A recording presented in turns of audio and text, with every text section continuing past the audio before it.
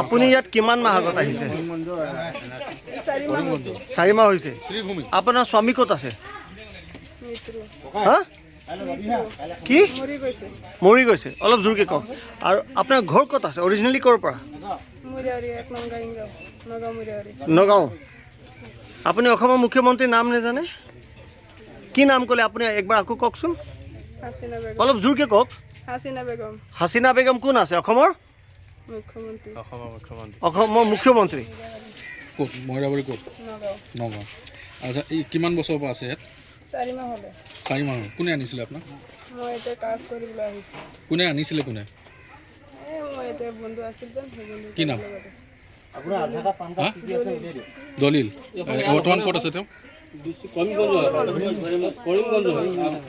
ক'ত আছে? আছে ক'ত? আচ্ছা, এটা কথা কওকচোন, আপোনাৰ জন্ম অসমতে? আপোনাৰ জন্ম ক'ত? অসমতে জন্ম? তো অসমৰ মুখ্যমন্ত্ৰীৰ নামটো জানে নেকি?